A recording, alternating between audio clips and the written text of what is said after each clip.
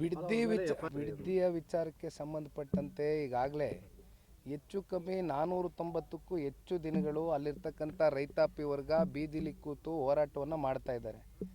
ಅದರಲ್ಲಿ ವಯಸ್ಸಾಗಿರ್ತಕ್ಕಂಥವರು, ಹೆಣ್ಮಕ್ಳು, ಯುವಕರು, ಸಣ್ಣ ಮಕ್ಕಳುಗಳು ತಮ್ಮ ಫಲವತ್ತಾದಂಥ ಪಿತ್ರಾರ್ಜಿತ ಆಸ್ತಿಯನ್ನು ಉಳಿಸ್ಕೊಳ್ತಕ್ಕಂಥದ್ದಕ್ಕೆ ಹೋರಾಟ ಏನು ಕಟ್ಟಿದ್ದಾರೆ ಅಂಥವ್ರ ಮೇಲೆ ನಿನ್ನೆ ಅಧಿಕಾರಿಗಳು ಬಹುಶಃ ಸರ್ಕಾರ ಆದೇಶ ಹೊರಡಿಸಿರ್ತಾರೆ. ಇಲ್ಲಾಂದ್ರೆ ಅಧಿಕಾರಿಗಳು ಯಾಕೆ ಬರ್ತಾರೆ? JMC ಮಾಡೋಕ್ಕೆ ಬಂದಂಥ ಸಂದರ್ಭದಲ್ಲಿ ರೈತರು ಏಕಾಏಕಿ ಆಕ್ರೋಶಭರಿತರಾಗಿ ಕೈಯಲ್ಲಿ ಪರ್ಕೆಯನ್ನು ಇಟ್ಕೊಳ್ತಕ್ಕಂಥ ಒಂದು ಸನ್ನಿವೇಶ ಸೃಷ್ಟಿಯಾಗಿದೆ. ಅಂದರೆ ಇದಕ್ಕೆ ನೇರ ಹೊಣೆ ರಾಜ್ಯ ಸರ್ಕಾರ ಜೊತೆಯಲ್ಲಿ ಅಲ್ಲಿರ್ತಕ್ಕಂಥ ಚುನಾಯಿತಿ ಪ್ರತಿನಿಧಿಗಳು.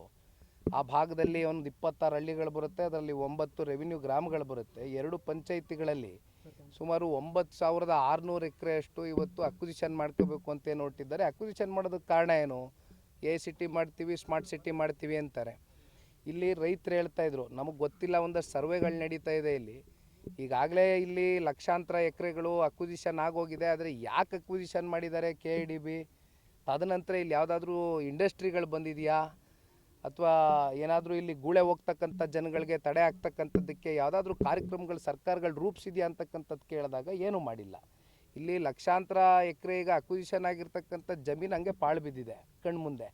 ಈಗ ಫಲವತ್ತಾದಂಥ ಜಮೀನಿಗೆ ಕೈ ಹಾಕ್ತಕ್ಕಂಥ ಅಗತ್ಯತೆ ಇದೆಯಾ? ಅಲ್ಲಿರ್ತಕ್ಕಂಥ ರೈತರ ಕೂಗಿಷ್ಟೇ.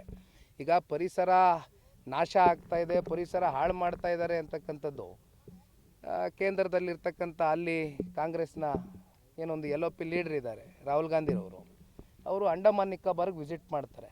ಅಲ್ಲಿ ಲಕ್ಷಾಂತರ ಗಿಡ ಮರಗಳು ನಾಶ ಆಗ್ತಾ ಇದೆ ಅಂತಾರೆ. ಅದೇ ಬಿಡದಿಗೆ ಬಂದರೆ ನಿಮಗೆ ತೆಂಗಿದೆ, ಮಾವಿದೆ, ಅಡಿಕೆ ಇದೆ, ಈ ರೀತಿ ರೇಷ್ಮೆ ಇದೆ. ರೇಷ್ಮೆ ಹೆಚ್ಚು ಕಮ್ಮಿ 50% ಅವಲಂಬಿತರಾಗಿದ್ದಾರೆ. 2 ಪಂಚಾಯತಿಲಿ 35 ಕೋಟಿಯಷ್ಟು ವರ್ಷಕ್ಕೆ ಆದಾಯ ಉತ್ಪಾದನೆ ಆಗ್ತಾ ಇದೆ. ಈ ರೀತಿ ಬದುಕು ಕಟ್ಕೊಂಡಿದ್ದಾರೆ, ತೋಟಗಾರಿಕೆ ಮಾಡ್ತಾ ಇದ್ದಾರೆ, ತರಕಾರಿ, ಹಣ್ಣು, ಹೂವೆಲ್ಲ ಬೆಳೀತಾ ಇದ್ದಾರೆ. ಇಂಥ ಕಡೆ ಇವತ್ತು ಪರಿಸರ ಹಾನಿ ಆಗ್ತಾ ಇಲ್ವಾ? ಹಂಗಾದ್ರೆ ಯಾಕೆ ಮಲತಾಯಿ ಧೋರಣೆ? ಅಲ್ಲೆಲ್ಲೋ ಅಂಡಮಾನ್ಗೆ ಹೋಗೋದು ಬದಲು ಇಲ್ಲಿ ಬಿಡದಿಗೆ ಬಂದುಬಿಟ್ರೆ ಬಹುಶಃ ಇಲ್ಲಿ 136, 138 ಅದೆಷ್ಟೋ 140 ಎಷ್ಟೋ ರೀಚ್ ಆಗಿದಾರಲ್ಲ. ಇವತ್ತು ಕಾಂಗ್ರೆಸ್ ಸರ್ಕಾರಕ್ಕೆ ಪಾಪ ಆಡಳಿತ ಮಾಡೋದಕ್ಕೆ ಜನ ಇಲ್ಲಿ ಆಶೀರ್ವಾದ ಮಾಡಿದ್ರಲ್ಲ. ಇಂಥ ಜನಗಳು ಬಿಟ್ಟು ಇನ್ನೆಲ್ಲ ಹೋದರೆ ಏನು ಬಂತು? ಈಗ ನಿನ್ನೆಯ ದಿನವೇ ನನಗೆ ಇದು ಮಾಹಿತಿ ಬಂತು. FIR ಹಾಕೋದ್ರ ಮೂಲಕ ರೈತರನ್ನ ನಾವು ಕೈ ಕಟ್ಟೆ ಹಾಕ್ತೀವಿ, ಎದುರಿಸ್ತೀವಿ, ಬೆದರಿಸ್ತೀವಿ ಅಂತಕ್ಕಂಥ ಉದ್ದಟತನದಿಂದ ನಡ್ಕೊಳ್ತಾ ಇರ್ತಕ್ಕಂಥ ಈ ಸರ್ಕಾರ ಬಹುಶಃ ಒಂದು ಅರ್ಥ ಮಾಡ್ಕೊಳ್ಬೇಕಾಗ್ತದೆ. ರೈತಾಪಿ ವರ್ಗ ತಿರುಗಿಬಿದ್ರೆ ಬಹುಶಃ ಯಾವ ಸರ್ಕಾರಗಳು ಹೆಚ್ಚಿನ ಕಾಲ ಉಳಿಲಿಕ್ಕಾಗೋದಿಲ್ಲ. ಅದು ಮುಂಬರ್ತಕ್ಕಂಥ ದಿನಗಳಲ್ಲಿ ಬಹುಶಃ ಈ ಸರ್ಕಾರದ ಪತನಕ್ಕೆ ರೈತರು ಅವರ ಎದೆ ಮೇಲೆ ಏನು ಮರಣಶಾಸನವನ್ನು ಬರೀಲಿಕ್ಕೆ ಹೊರಟಿದ್ದಾರೆ ಈ ರಾಜ್ಯ ಸರ್ಕಾರ. ಅದರ ವಿರುದ್ಧವಾಗಿ ರೈತರು ಧ್ವನಿ ಎತ್ತಕ್ಕಂಥದ್ದು. ಅದರ ಜೊತೆಯಲ್ಲಿ ಇವತ್ತು ಜನತಾದಳ ಪಕ್ಷನ ನಾನೊಂದು ಮಾತು ಹೇಳ್ತೀನಿ. ಬಿಡದಿ ವಿಚಾರ ಬಗ್ಗೆ ಬಹುಶಃ ಇತ್ತೀಚಿನ ದಿನಗಳಲ್ಲಿ ನೀವು ನೋಡಿರ್ಬೋದು, ಭಾಳ ಸಂಘಟನೆಗಳು ಅವರು ಇವರು ಎಲ್ಲ ಭಾಳ ಭೇಟಿ ಕೊಟ್ಟು ಜೊತೆಯಲ್ಲಿದ್ದೀವಿ ಅಂತಕ್ಕಂಥದ್ದು ಹೇಳ್ತಾ ಇದ್ದಾರೆ. ಅದನ್ನು ನಾವು ಸ್ವಾಗತ ಮಾಡ್ತೇವೆ.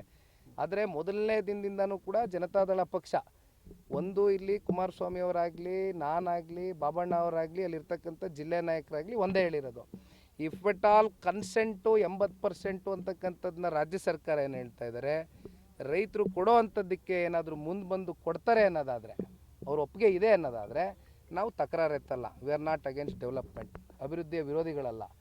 ಆದರೆ ಕನ್ಸೆಂಟು 90ರಿಂದ 95% ಸಹಿ ಆಗ್ತಕ್ಕಂಥದ್ದಕ್ಕೆ ರೈತರ ವಿರೋಧ ಇದೆ. ಇದ್ರ ಬಗ್ಗೆ ಹೆಚ್ಚಾಗಿ ರಾಜ್ಯ ಸರ್ಕಾರ ಉತ್ತರ ಕೊಡಬೇಕು.